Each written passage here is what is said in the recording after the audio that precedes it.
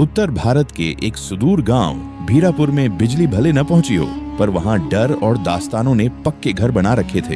खासकर सावन की पूर्णिमा की रात, जब गांव के बाहर बने पुराने खंडहर से ढोल नगाड़ों की आवाजें आती थीं, लगता जैसे कोई भूतिया बारात निकल रही हो। गांव के सबसे बुजुर्ग दादू लखन अक्सर कहते थे, "यों पूनम की रात खंडहर के पास न जाना, चुड़ैलों की बारात निकलती है। जिसने एक बार उसे देखा वो फिर कभी नहीं दिखा।" लोगों ने डर के मारे उस इलाके को मृत क्षेत्र घोषित कर रखा था। खेत भी उधर कोई नहीं करता। लेकिन अब गांव में लौटा था रघु, 25 वर्षीय पढ़ा लिखा नौजवान, जो शहर से इंजीनियरिंग की पढ़ाई कर लौटा था। वह इन किस्सों को अंधविश्वास मानता था। बूढ़ों ने डर फैलाकर पूरी पीढ़ी को मूर्ख बना दिया है। उसने एक दिन पंचायत में कहा। गांव में हलचल मच गई। दूसरे ही दिन पंचायत ने सड़क बनाने की योजना बनाई, जो खंडहर के पास से होकर गुजरती थी। दादू लखन ने फिर चेताया, "उस जमीन को मत छेड़ो, वहाँ रूही है।" रघु मुस्कुराया, "रूही कौन है दादू?" और फिर एक भयानक प्रेम कथा सामने आई।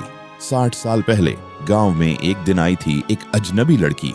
नाम था रूही। किसी को नहीं पता वो कहां से आई, पर उसकी सुंदरता और रहस्यमय स्वभाव ने सबको मोह लिया। वह रात में अकेली खेतों में घूमती, कभी कभी पेड़ों से बातें करती। गांव के ठाकुर साहब का बेटा विक्रम जवान, बहादुर और जिद्दी रूही पर दिल हार बैठा। जब उसने रूही को शादी के लिए कहा तो रूही मुस्कुराई और बोली, "शादी करूंगी, मगर एक शर्त पर। बारात रात को निकलेगी और खंडहर से गुजरेगी।" गांव वालों ने विरोध किया, पर विक्रम नहीं माना। शादी की रात बारात खंडहर पहुंची और फिर आसमान बदल गया। काले बादल, तेज आंधी और फिर ढोलक की आवाजों में चीखें घुल गईं। सुबह केवल राख बची। बारात गायब। विक्रम की तलवार खून से लथपथ पड़ी थी। उस दिन के बाद हर साल सावन की पूर्णिमा को वही बारात लौटती है, बिना इंसानों की, केवल आत्माओं की। रघु को सब झूठ लगता था। अगर वाकई कोई बारात है तो मैं उसे देखूंगा, वीडियो बनाऊंगा और पूरे गांव को दिखाऊंगा कि ये केवल अफवाह है। पूर्णिमा की रात रघु अकेला कैमरा लेकर निकल पड़ा।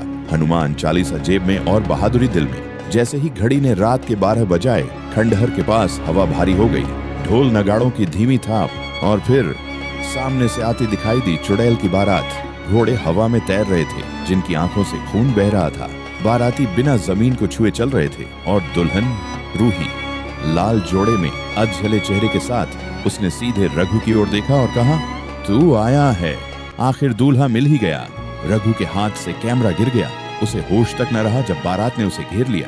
रघु खुद को पुराने जमाने के कपड़ों में पाता है। वह विक्रम की तरह सजा है। तभी उसे दिखती है एक तस्वीर विक्रम की और उसे एहसास होता है, रघु विक्रम का वंशज है।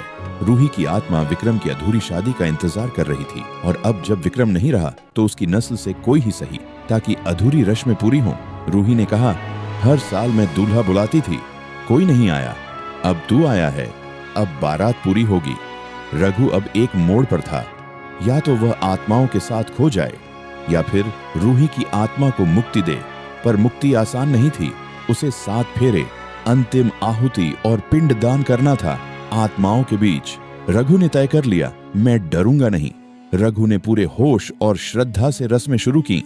रूही की आत्मा के सामने दीपक जलाया, पुरानी राख को पवित्र जल से धोया और 7 फेरे लिए अकेले। आसपास आत्माएं मंडरा रही थीं, लेकिन रघु डटा रहा। अंतिम आहुति के साथ तेज रोशनी फैली, हवा थम गई और फिर शांति। रूही की आत्मा मुस्कुराई, "अब मैं मुक्त हूँ।" रघु बेहोश होकर गिर पड़ा। अगली सुबह गांव वालों ने देखा, खंडहर शांत था। कोई आवाज नहीं, कोई बारात नहीं। रघु वहीं पड़ा मिला, थका हुआ मगर जिंदा। एपिलॉग, सच्चाई या अफसाना। रघु ने गांव छोड़ दिया और शहर में बस गया। सालों बाद उसके बेटे ने पूछा, "पापा, क्या आप कभी किसी चुड़ैल से मिले हैं?" रघु ने गहरी मुस्कुराहट के साथ जवाब दिया, "हाँ, और एक बार मैं उसकी बारात में शामिल भी हुआ था।"